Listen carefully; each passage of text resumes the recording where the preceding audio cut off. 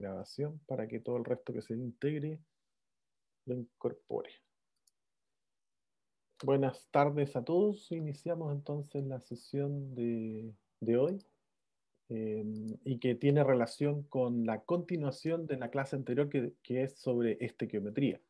Y en este caso vamos a iniciar la sesión con lo que es el concepto de reactivo limitante.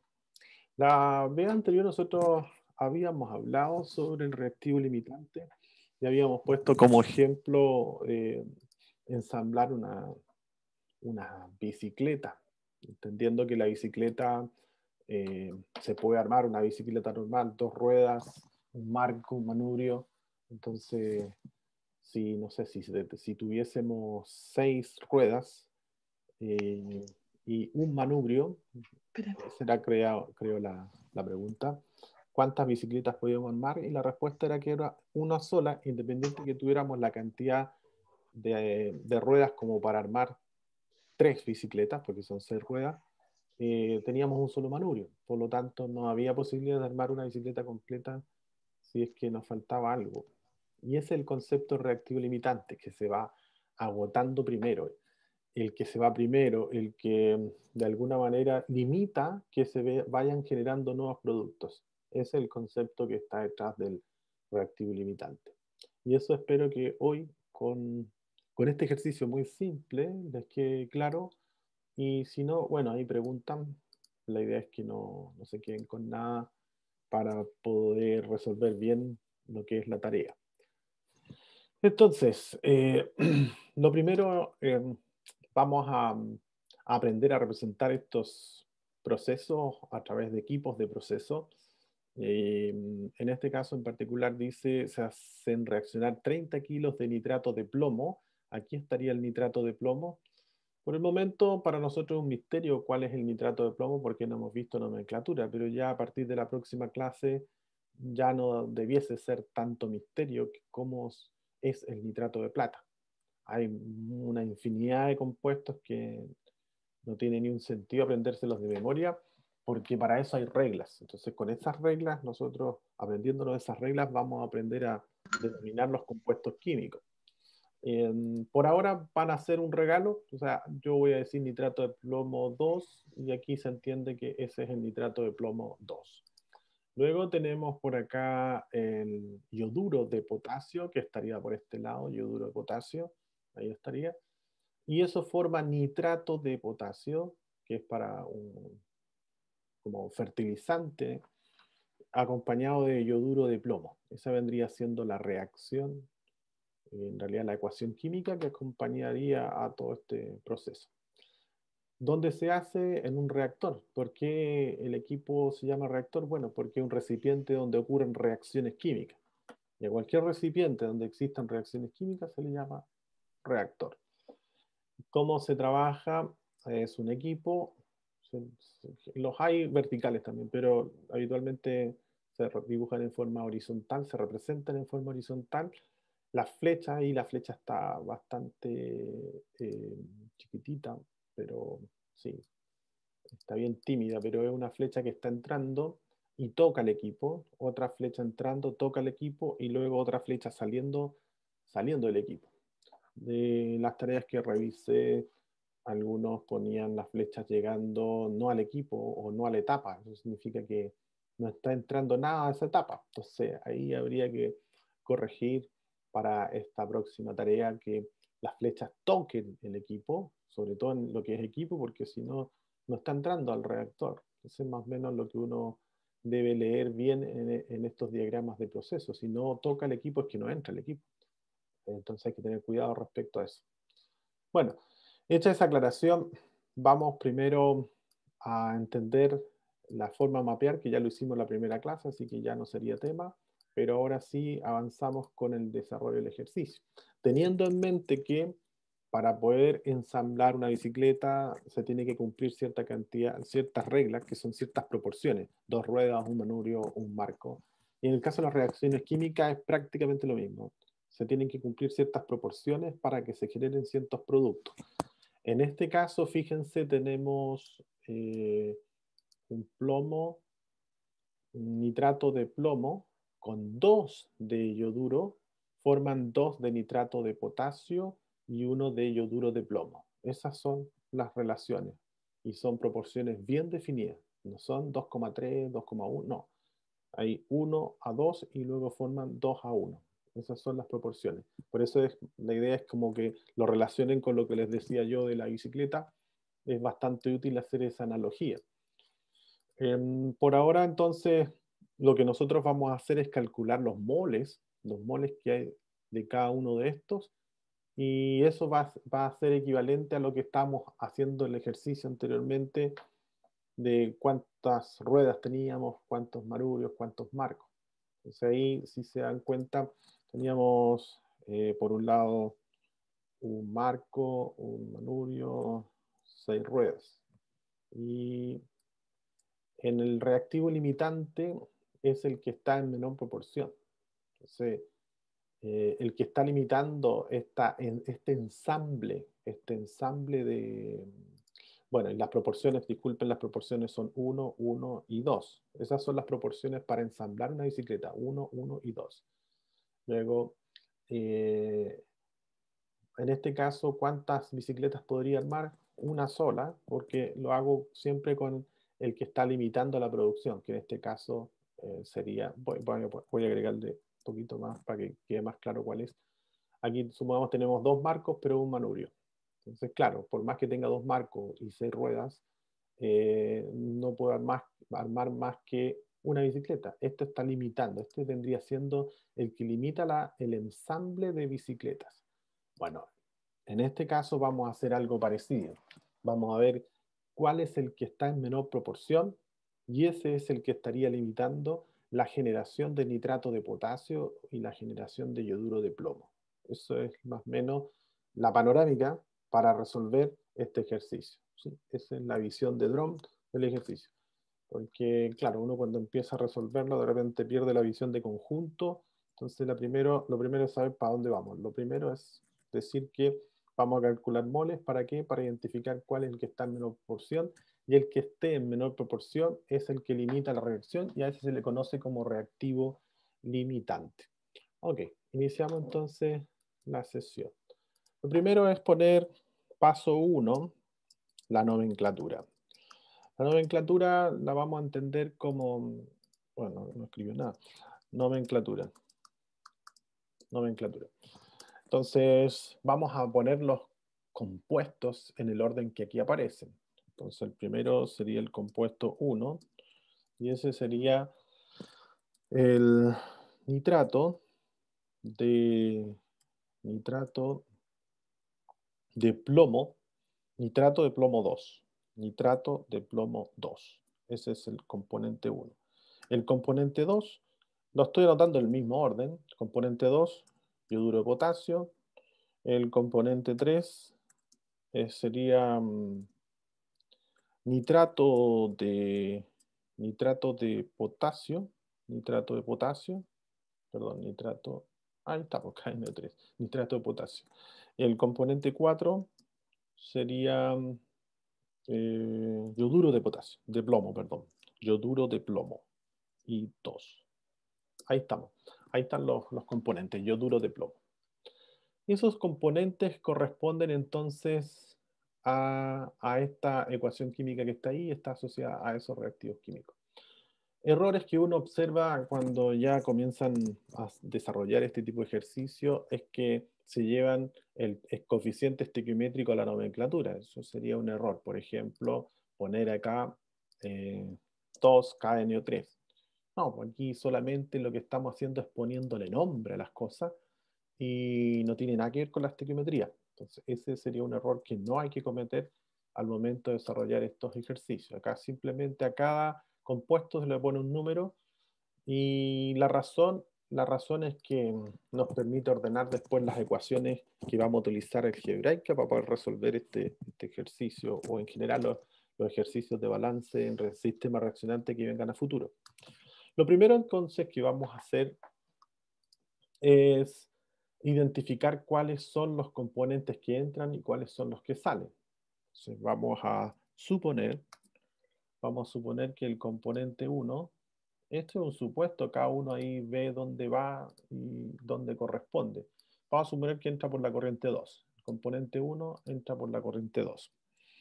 Esto que estoy haciendo es arbitrario. Alguien no podría estar de acuerdo conmigo y podría decir, no, es que yo creo que el componente 2 es el que entra por la corriente 2. Sí, lo podría haber puesto. Pero aquí en forma arbitraria uno pone las entradas donde quiere. ¿Sí? Aquí yo puse el 2 entrando por 1 y el 1 entrando por 2. Dado que no hay información, porque lo que leí fue 30 kilos de nitrato de plomo con 30 kilos de yoduro de potasio, no hay más información que esa. No sabemos a ciencia cierta qué es lo que está saliendo. No sabemos si esto ocurre en un 100%, no, no hay información.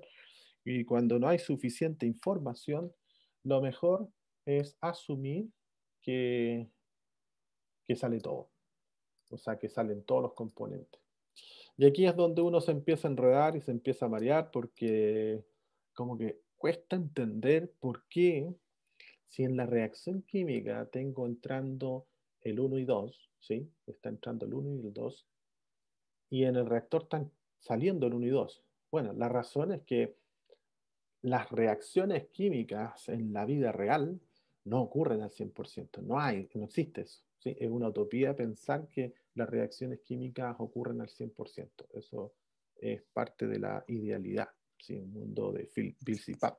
Entonces, lo que ocurre normalmente es que se generen elementos que no reaccionaron, que son los reactantes. Entonces, siempre va a haber algo de reactante que no funciona, salvo que se indique en forma hipotética o ideal. Para los ejercicios de química se ocupan muchos supuestos y ahí uno puede asumir eh, reacción al 100%. Eso es para hacer cálculo estequiométrico y eso es válido también. Uno puede asumir ciertas cosas. Pero si no se dice nada, entonces lo mejor es asumir que algo de estas dos cosas no reaccionaron y por eso salen las cuatro. Empezamos entonces, hecha esa aclaración, puedo comenzar a hacer los cálculos. Lo primero, ya dijimos, uno, nomenclatura, dos, me voy con los datos. ¿Cuáles son los datos que tengo? Y aquí a ver si alguien me ayuda con los datos, porque a ver si los podemos poner. Masa relativa de... Pero aquí ya nos aprovechamos, como estamos ya con la nomenclatura en la mano, vamos a denominar una forma distinta a la masa. Mientras le pediría a alguien del público que me pudiese calcular las masas moleculares de, de estos dos compuestos, del nitrato de plomo y del yoduro de potasio, por favor, mientras desarrollo esta otra parte para poder avanzar.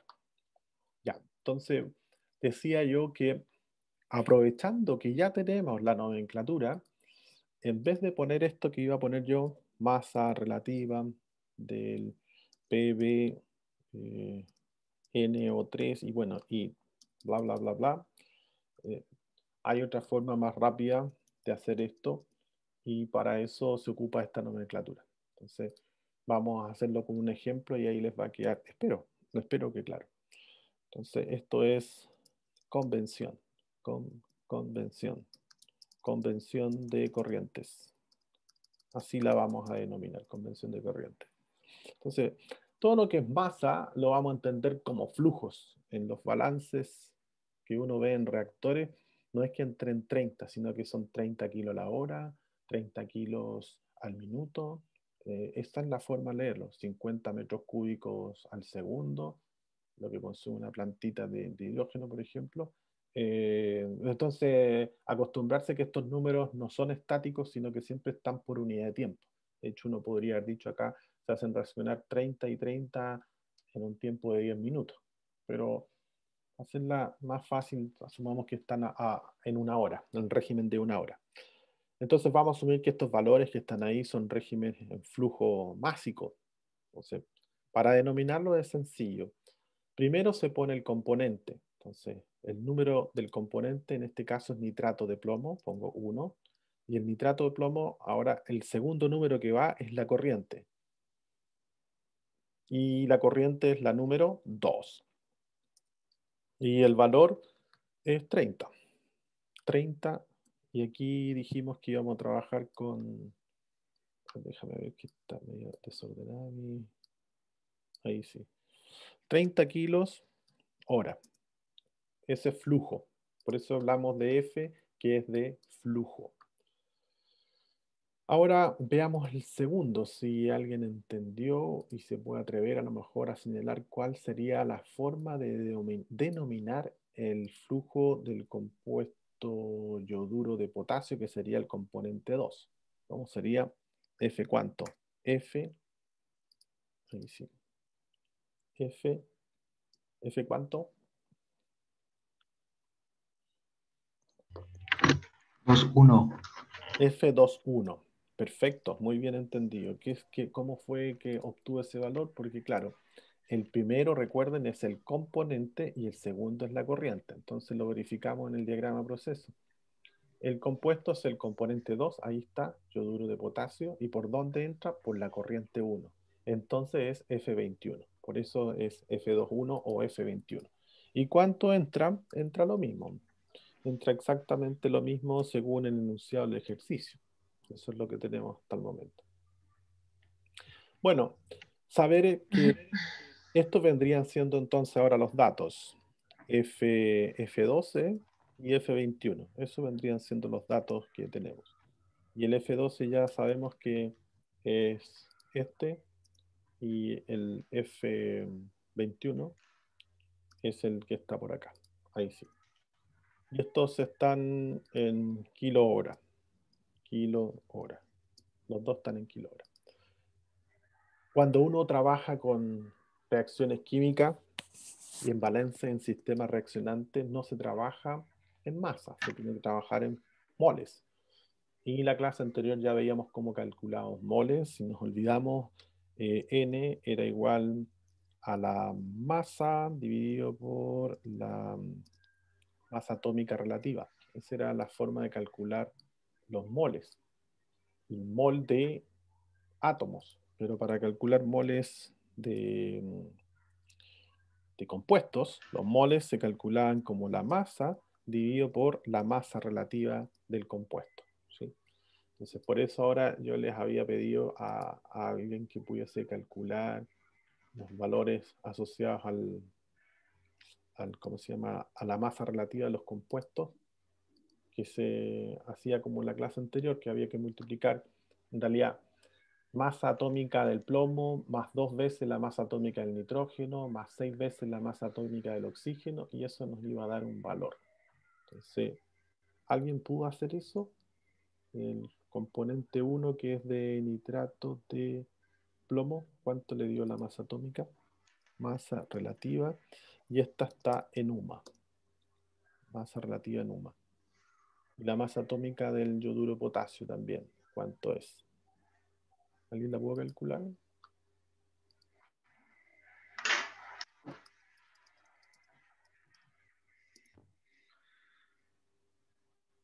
¿Cuánto les dio? Masa del KI.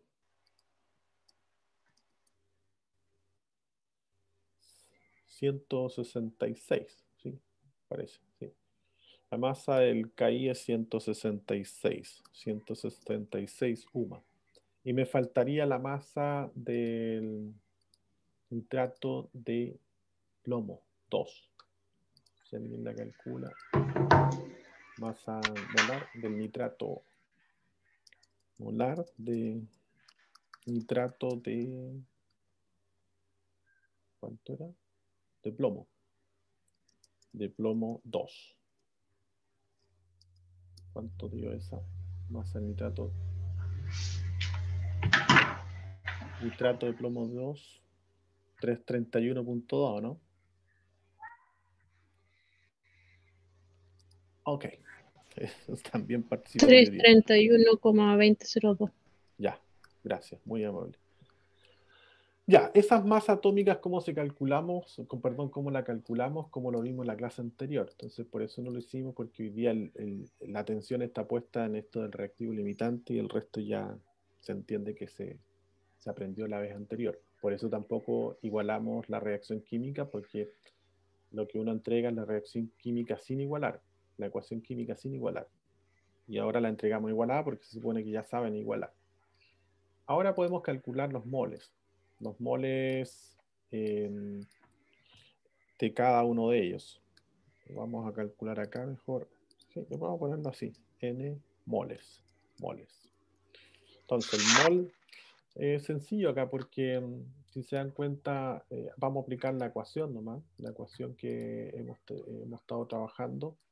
Y la ecuación en este caso es masa, que en este vendría siendo esa, masa, dividido por la masa molar.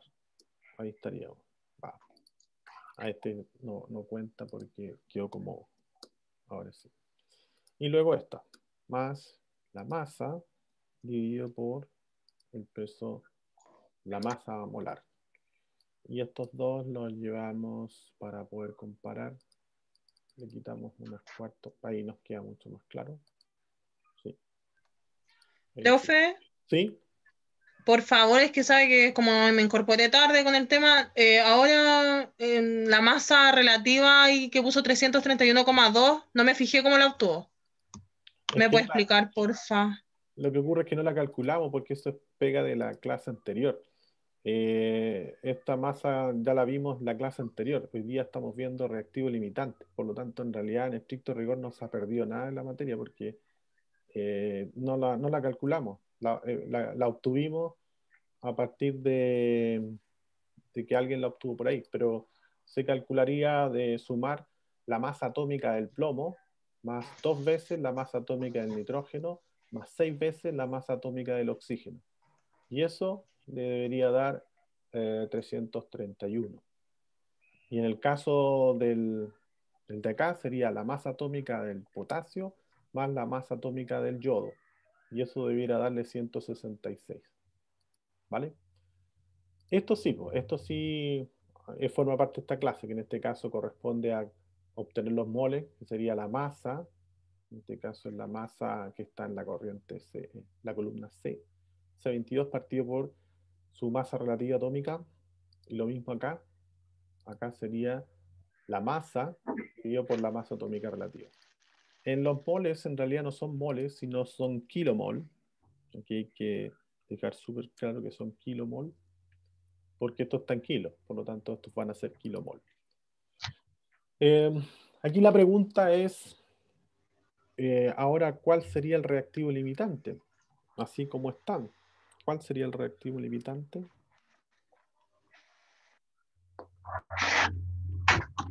¿Cuál sería el reactivo limitante? Pero como F12. El 12, ya, el 12 en este caso sería el nitrato de plomo 2, ¿sí?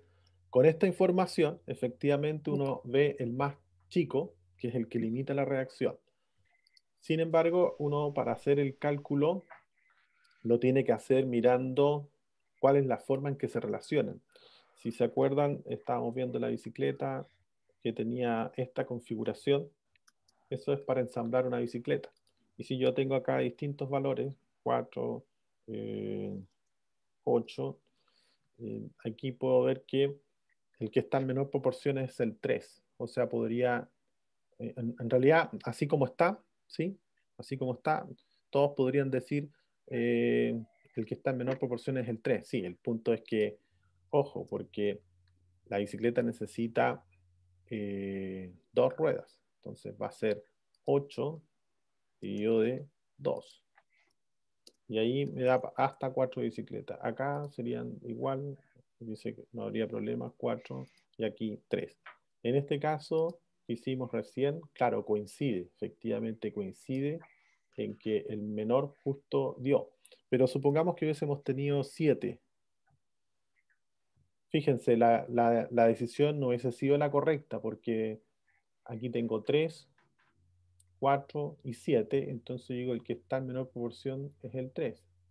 Pero ocurre que aquí podría ser solamente 2 bicicletas. ¿Por qué? Ah, no. podría ser 3,5. No, no, pongo otro ejemplo, entonces disculpen, ahí 5, ahora sí, ahora sí, ya, ahora sí. De acuerdo a lo que tenemos ordenado acá, 3, 4, 5, mi opción sería que podemos armar solamente 3 bicicletas. O digamos, el reactivo limitante sería el 3 porque está en menor proporción. Sin embargo, como la estequiometría para ensamblar una bicicleta es 1, 1, 2, al dividir el 5 por 2 me da 2,5. O sea, no alcanzo a armar 3 bicicletas. Me faltarían ruedas. Me falta al menos una rueda para armar 3 bicicletas. Entonces, eh, para poder determinar quién es está en menor proporción, tengo que ocupar la forma en que se, se ensamblan, o en este caso, la forma en que se combinan los elementos para formar el compuesto. ¿Cuáles son las proporciones en que se combinan para formar, en este caso, el compuesto? Para el ensamble de bicicleta es 1, 1, 2, pero en este caso, para producir 2 de esto y 1 de yoduro de plomo, la relación es 1 a 2. Entonces ahora lo que falta, solamente lo que falta, es incluir el coeficiente estequiométrico de cada uno de los compuestos. Entonces aquí pongo coeficiente estequiométrico y del 1, el del 1 es 1 y el del 2 es 2. 2. Y ahora con esta información lo que hago es hacer el cociente, que fue lo mismo que hice yo recién ahí con la bicicleta, buscar el cociente, y tendría que dividir este dividido por su coeficiente estequiométrico. Y lo mismo tengo que hacer con el otro. Y ahora sí digo cuál es el que está en menor proporción. Fíjense que es bastante pequeñita la diferencia. ¿Cuál sería el reactivo limitante? Es el reactivo limitante, porque está en menor proporción que el otro. Este se va a agotar primero más que el otro. ¿Sí? Entonces, para hacer el cálculo reactivo limitante, lo que tengo que hacer es poner los moles divididos por el coeficiente estequiométrico. Coeficiente estequiométrico. ¿Y qué es el coeficiente estequiométrico? El numerito que va adelante de cada compuesto. Aquí tenemos imaginariamente un 1 y aquí tenemos un 2. Entonces, el primero, en el caso del nitrato de, nitrato de plomo 2, el coeficiente estequiométrico es 1. Y el yoduro de potasio, que viene acompañando a este, es 2. Entonces lo que hago es dividir S por 1 y S por 2. Y luego el que está en menor proporción corresponde al reactivo limitante. Eso es lo que hay que hacer entonces. Comparar. Profesor, ¿cómo sería divide el... ¿Cómo sería la división? Aquí está, moles dividido por el coeficiente estequiométrico. Ahí está la expresión. Moles partido por coeficiente estequiométrico. Y el Esa es la coeficiente expresión. estequiométrico, perdone la ignorancia, ¿de dónde lo sacamos? Es el numerito que va adelante de cada compuesto. Aquí imaginariamente hay un 1 y por este otro lado hay un 2. Ok, gracias. No sé si lo alcanzó a ver, pero aquí hay un 1 imaginario, ¿sí? Ahí va un 1 y ahí está el 2, pues no, que no es imaginario, sino que ahí sí se ve el 2. Entonces, este número 1 está asociado al nitrato de plomo y el 2 está asociado al yoduro de potasio. Y eso es lo que notamos nosotros abajo, en este caso, aquí. Los moles están calculados aquí. Coeficiente estequiométrico lo leí de la ecuación química. En ese caso, el 1 que había anotado ahí, 1. Voy a achicar mejor. No tanto. Ahora sí. Eh, ahí los puedo ver. Tengo los moles del componente 1 dividido por su coeficiente estequiométrico, que es un 1. Entonces, S dividido por 1 da lo mismo. Y luego el otro, el yoduro de potasio, que es 0,18 dividido por 2, me da 0,903, menor que el de arriba. Eso significa que este es el reactivo limitante, el que está en menor proporción. ¿Cómo logré ese cociente? Dividido moles partido por coeficiente estequiométrico. ¿Vale? Ok. Si no hay más dudas ni consultas, ¿no hay dudas? Profesor, una consulta. Entonces, solo para calcular el reactivo limitante, siempre tomamos solo los de entrada, los que van en entrada. Muy bien, sí, muy bien, sí. Buen punto, porque el que usted lo esté haciendo con producto significa que no entendió nada y no se puede, porque por eso se llama reactivo limitante, no se llama productivo limitante, porque no sale como producto, sino que es un reactante. Y el reactante está a la izquierda de la reacción química y siempre va a estar en la entrada. Así que En la súper, entrada. muy buena Ya. acotación, sí. Y lo Bueno, otro, y lo otro, si por favor me puede explicar nuevamente solo el ítem de convención de corrientes. Nada claro. más, por favor. F sub i j. F sub i j. Ahí algo pasa aquí. F sub i j es igual. F sub i j es la convención. Y ese F sub i j se ve bien o no, o está muy pequeñito. Voy a agrandarlo un poquito más. Bueno, creo que se ve bien. Corresponde al componente I presente en la corriente J. Eso significa F sub ij. Entonces, si lo leo el de arriba, debería decir componente, componente. Sí, sí. Debería entender que F12 significa el componente 1 que está presente en la corriente 2. Particularmente en este caso sería el componente 1 nitrato de plomo entrando por la corriente 2. Y en el caso F21 sería primero, el primer número es el componente y el segundo corresponde a la corriente.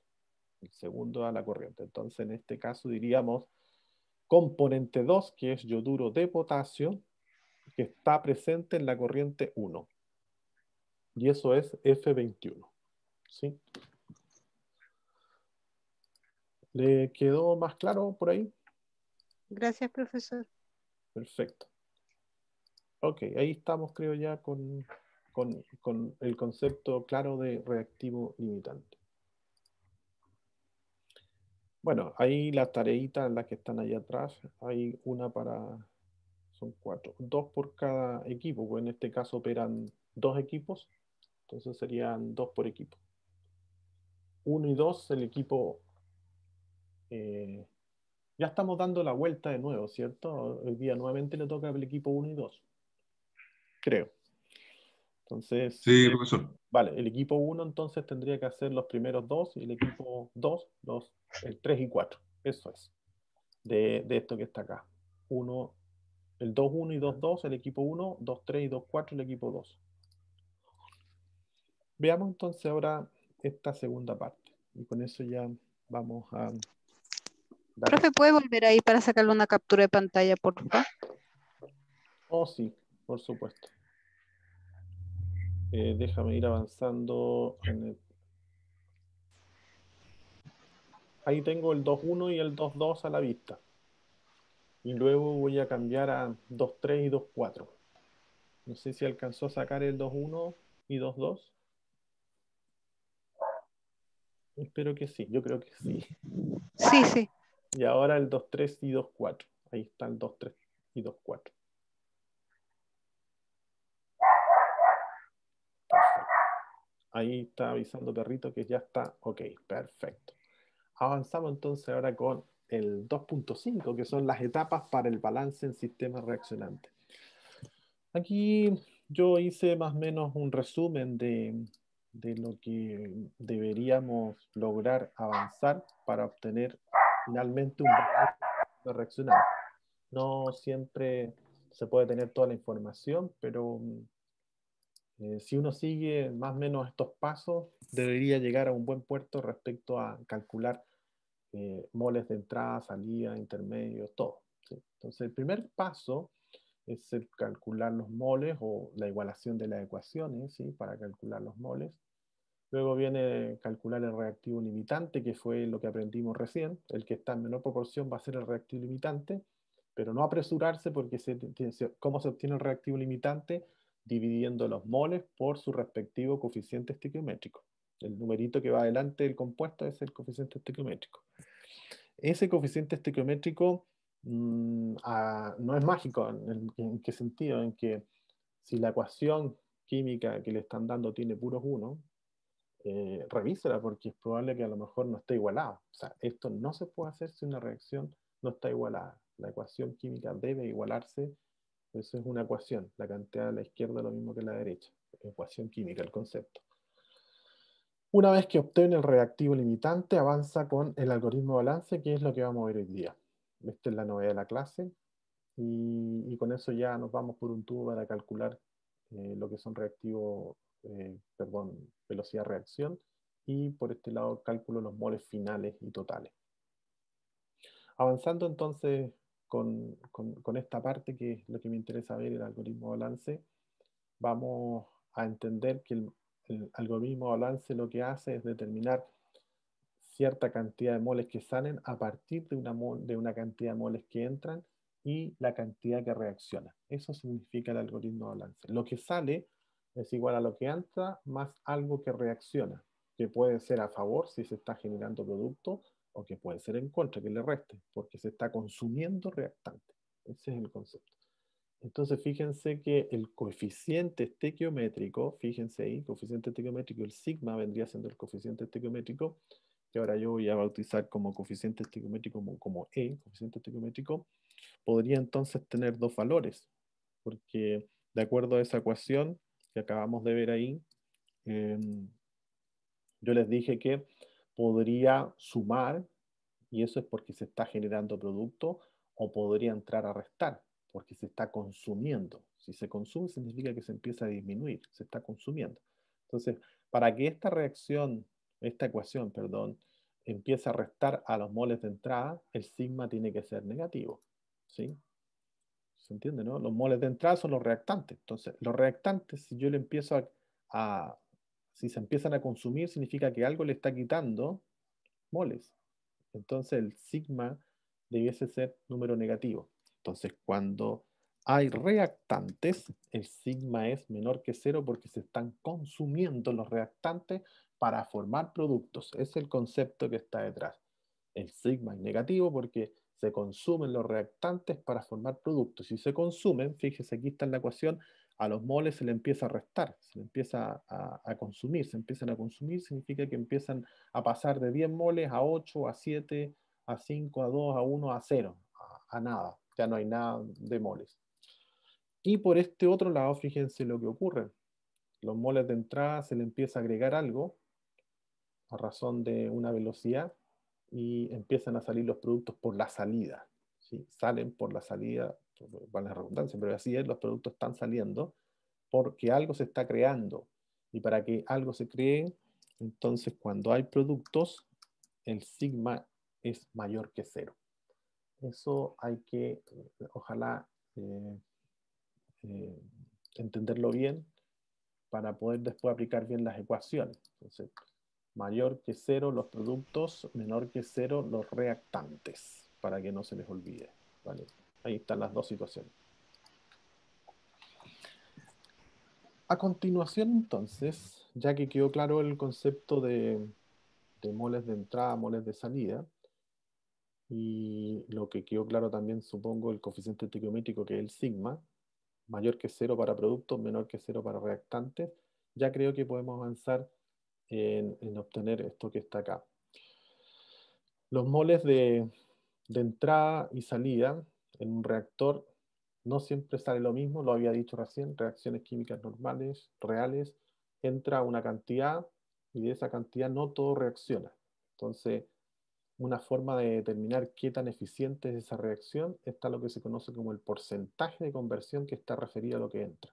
Entonces, lo que entra menos lo que sale, dividido por lo que entra, eso corresponde al porcentaje de conversión. Fíjense ahí que dice RL. RL significa reactivo limitante. Gran noticia, porque si tuviésemos 3, 4 reactantes, estaría en problema de qué moles de entrada poner. Pero con esta ecuación ya no tenemos ese problema, porque esta ecuación solamente funciona para el reactivo limitante, no para otro. En el ejercicio anterior, el reactivo limitante era el yoduro de potasio. El yoduro de potasio, estos moles son los que tendríamos que ocupar en la ecuación, independiente que tuviésemos como dato eso. Pero es que ese no es el reactivo limitante. La ecuación que tenemos aquí solamente funciona para el reactivo limitante. Y los moles de entrada que yo pongo acá son los del reactivo limitante. Por eso es tan importante saber cuál es el reactivo limitante, porque es con el que yo voy a hacer todos los cálculos estequiométricos. Si tuviese, por ejemplo, el porcentaje de conversión, por ejemplo, 90%, y como se sabe, los moles de entrada, voy a poder saber exactamente cuánto sale. Así que es bastante útil entender este concepto. Ahora, fíjense, voy a reducir un poquito para que se entienda mejor. Fíjense que en la parte superior tengo moles de salida igual a moles de entrada más sigma R. Y acá abajo tengo una ecuación muy parecida. Esta es la ecuación del algoritmo de balance y esta es la ecuación del porcentaje de conversión. Se parecen bastante. Entonces, fíjense que si yo hago lo siguiente, voy a tratar de llegar a esta expresión, moles de entrada menos moles de salida. Los moles de entrada, fíjense, aquí están positivos. Aquí también están positivos. Entonces, eso me voy a quedar, moles de entrada. Moles de entrada. Quiero formar menos moles de salida. Si ese está aquí positivo, pasa hacia allá negativo. No sé si me van siguiendo. Lo que voy a hacer, voy a intercambiar el sigma R que está positivo, lo voy a pasar a la izquierda, y el mole de salida que está a la derecha, perdón, que está a la izquierda, lo paso a la derecha. Eso lo voy a hacer. ¿Se entiende lo que voy a hacer? Lo que voy a hacer es pasar el sigma R que está positivo, lo voy a pasar, voy a hacerlo mejor. Sí, mejor. Entonces, moles de salida menos, voy a poner S nomás, SR va a ser igual a NE. Hasta ahí, ¿alguien tiene alguna duda, consulta? Lo único que hice fue pasar ese sigma a la izquierda. Eso hice, ¿vale? Ahora lo que quiero hacer es dejar esto que está acá, NE menos NS. Entonces, el NS lo quiero ahora pasar a la derecha. El sigma R lo voy a dejar igual. Entonces, el sigma R, fíjense que está con signo menos SR, va a ser igual a moles de entrada menos NS. Eso es. Aquí. ¿Va? ¿Qué raro? Ah, el signo igual. Ahí está. Ahí sí, ¿vale? Entonces, lo único que hice fue cambiar de lugar nomás para que entendamos que el menos sigma R es lo mismo que moles de entrada menos NS. Entonces, si me voy a esta expresión que está acá, NE menos NS, que fue lo que obtuve ahí yo, es igual a menos sigma R, y es lo que está acá abajo, menos sigma R. Entonces, esta ecuación es bastante más útil que la anterior porque tenemos menos expresiones que encontrar para poder usarla. Entonces, fíjense que si yo tengo el porcentaje de conversión y los moles de entrada, voy a poder calcular el R. ¿Por qué? Porque el coeficiente estequiométrico es dato. Entonces, se supone que siempre va a estar dentro. Si yo igualo la ecuación química, voy a saber cuál es el coeficiente estequiométrico del reactivo limitante. En el caso anterior, el reactivo limitante tiene coeficiente estequiométrico 2. Ese sería el reactivo. Bueno, menos 2 porque es reactante. Y menos 2 por menos 2, o sea, menos 2 por este signo menos, queda positivo. Por eso está esto diseñado para reactantes. Ok. Hecha esa aclaración, entonces ahora ya con esta información creo que podemos avanzar empezando a resolver este ejercicio que aquí aparece. Me parece que aquí tenemos la misma situación. Vamos a partir con la estequiometría. Este vendría siendo 1, el componente 1 que sería amoníaco, NH3. Vamos a entregar nuevamente la ecuación. Este sería el 2, componente 2. La igualación, me refiero, la igualación de la ecuación va a ser entregada, pero debiesen calcularla. En el caso de la tarea hay que hacer el cálculo de la igualación de las ecuaciones a través del método algebraico, porque este equipo o este grupo, sí, este track de equipos no hizo la tarea anterior, que es igualación de ecuaciones. Entonces, tienen que igualar la ecuación. ¿Usted cree que no hicimos la tarea? Bueno, eso puede ser. No, pero formalmente, digamos, formalmente descansaron, no tendrían, no puedo, no los he evaluado formalmente respecto a la igualación. Entonces, ahora lo tenemos que evaluar eso. Y aquí sería NO, y el cuarto corresponde a agua. El cuarto es agua. Ahí estamos. Hasta el momento, lo único que estoy haciendo es parte 1, que en este caso corresponde a la nomenclatura. Lo mismo que hicimos en el ejercicio anterior. Nomenclatura. Ahora vamos a agregar algo nuevo en la nomenclatura y que va a ser muy útil para usar la ecuación de balance. La ecuación de balance que es esta que está acá. Fíjense, la ecuación de balance viene con un sigma R.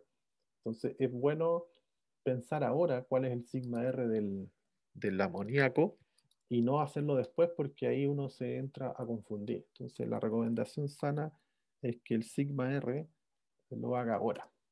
Y la pregunta es la siguiente, recordando lo que vimos acá arriba. Recuerden que el coeficiente estequiométrico, que es el numerito que está delante del compuesto, cuando es producto es mayor que 0 y cuando es reactante es menor que 0. Recuerden eso, para poder hacer esta parte. Entonces, ahora sí pregunto, ¿cuál sería el coeficiente estequiométrico del amoníaco? Este es el amoníaco. No sé si cursor lo ven o no, pero estoy marcando el amoníaco. ¿Cuál sería el coeficiente estequiométrico de este que está acá? ¿Cuál sería el número? 4. Positivo o negativo, porque recuerden que ahora estamos marcando diferencia.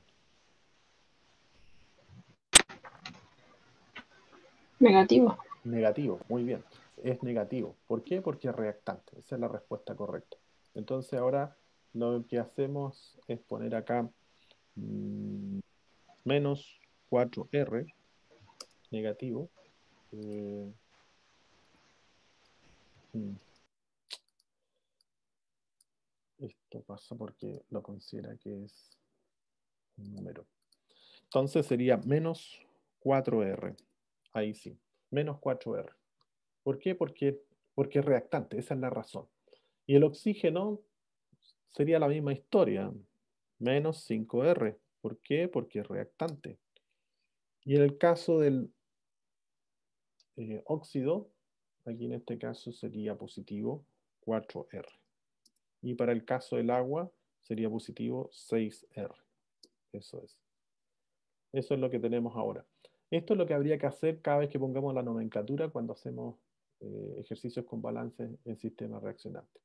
Ya, avanzamos con la primera etapa que corresponde a la nomenclatura. Vamos a leer el ejercicio para poder entender mejor lo que estamos haciendo y hacia dónde estamos apuntando. Lo primero que dice acá es: los procesos modernos para producir ácido nítrico se basan en la oxidación del amoníaco, sintetizando de acuerdo a la reacción de Haber. El primer paso del proceso de oxidación significa que está hecho en presencia de oxígeno. Consiste en la reacción del amoníaco con oxígeno sobre un catalizador de platino para producir óxido nitroso, aquí está el NO, y agua, acá está el agua. Bajo un conjunto determinado de condiciones en el reactor se obtiene una conversión del 90%. Así ahí tenemos un dato, que sería en la conversión del 90%. Y una alimentación de 40 mol hora. Aquí ya nos están facilitando el trabajo porque ya hicieron el cálculo los moles. Y 60 mol de oxígeno. Determine los flujos de salida para todos los componentes. Entonces, debiésemos trabajar ahora los datos. Dos datos. Los datos, hacerlo de acuerdo a la nomenclatura. Dijimos que, dado que, más encima, ahora sí nos están soplando, dice que hay una conversión. Si hay conversión, entonces ahí sí que no hay ninguna duda de que salen todos, no reaccionan todos. Así que, como no se consumen todos los reactantes, sé que salen todos los componentes. Eso es lo que yo puedo deducir. Y ahora con la convención de las corrientes puedo saber exactamente y poner los datos. Aquí está el primer dato, dice, se alimentan 40 moles de amoníaco. Entonces, primero sé que son moles. Entonces ya no son flujos másicos, sino que son flujos molares. Y para los moles, en el ejercicio anterior ocupamos la N. Y el amoníaco es el número 1. Aquí está, amoníaco. ¿Y por dónde está entrando el amoníaco? Por la corriente 1. Entonces sería N11. Y N11 sería igual a 40. 40 mol hora según los datos. ¿Alguien se puede aventurar para el segundo? ¿N cuánto sería? N son 60 moles de oxígeno. N22, perfecto, muy bien. N22, súper bien entendido. N22 porque significa que es el componente 2 entrando por la corriente 2. Por eso es N22. Y el valor es 60. 60 mol hora. Ese vendría siendo el valor. Aquí tenemos algo extraño. Ahí sí. Ya, ahí tenemos entonces los datos y hasta el momento vamos bien respecto a eso. Ahora lo que tenemos que ver es el cálculo del coeficiente estequiométrico. Si vamos con esto, ya pasamos los moles. ¿Por qué? Porque nos entregaron los moles, pero si no, que había que calcularlos como lo hicimos anteriormente. La masa en kilos, en gramos, dividido por la masa atómica o la masa molar del compuesto. Eso es el concepto de cálculo de moles, ya lo hicimos. Ahora vamos en el paso 2, que es cálculo de reactivo limitante. Y para eso hay que recordar lo que estuvimos haciendo hace un momento atrás nomás, sobre cálculo reactivo limitante. Recuerden que decíamos que había que dividir moles sobre el coeficiente estequiométrico. Entonces vamos a calcular el primer cociente. En este caso, vamos a anotar los datos, ¿sí? Para que nos quede más claro. Vamos a poner moles y vamos a poner coeficiente estequiométrico. Y aquí el cociente, ¿sí? Eso es más o menos lo que vamos a hacer. Entonces aquí voy a copiar nomás. Voy a copiar ese con el de abajo. Ahí están. Estos son moles. O son kilos, no, son moles. Moles. Y el coeficiente estequiométrico no tiene unidad de medida. Y para eso tengo que mirar la ecuación que está ahí. Ahí podemos ver la ecuación. Esta vendría siendo. ¿Cuánto sería el coeficiente estequiométrico del amoníaco? Aquí en valor absoluto, no hay que considerar el valor negativo porque es para coeficiente estequiométrico. El coeficiente estequiométrico en negativo se considera solamente para el algoritmo de balance. Para esto, para la estequiometría, se considera sin valor. ¿Cuánto sería el valor del amoníaco? Según esto, ¿qué número tiene el amoníaco adelante? 4. Ese es el coeficiente estequiométrico, el número que va adelante del compuesto. Y para el oxígeno serían 5. Sí. Luego, lo que tenemos que hacer es moles dividido por su coeficiente estequiométrico. Y lo mismo tengo que hacer con el otro. Moles dividido por su coeficiente estequiométrico. Fin, reactivo limitante, entonces ya está identificado. Que corresponde, este vendría siendo el compuesto 1 y este es el compuesto 2. Eso es lo que tenemos por lo menos claro. Entonces tengo 40 moles del compuesto 1, que es amoníaco, 10, y por el otro lado tengo 12. ¿Cuál es el que está en menor proporción? El amoníaco. Y ese entonces es el reactivo limitante. Reactivo limitante, lo dejamos súper claro, es el NH3. Ese es el reactivo limitante. Hemos llegado entonces hasta ahí. Nos faltaría ahora aplicar el algoritmo de balance. Vamos entonces a aplicar el algoritmo de balance. Vamos a hacer por acá. Para eso vamos a copiar la ecuación mejor para que la tengamos a la vista y no nos mareemos estar subiendo y bajando esto. Voy a copiar acá y aquí vamos a hacer el algoritmo de balance.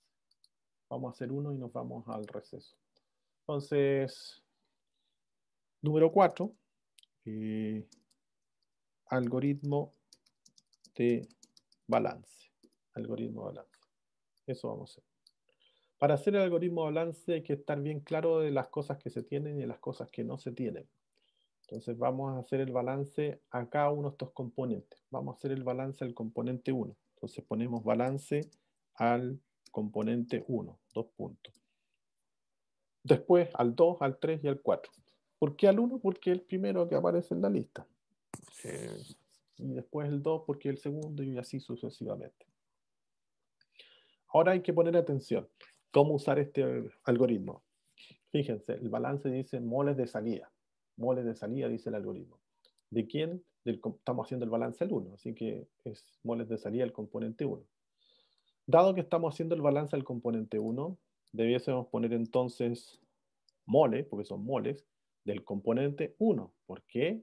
Porque recuerden que la convención de corriente es el primero el componente, el segundo es la corriente. Ahora la pregunta es, ¿cuál es la corriente salida? ¿Qué número tiene la corriente salida?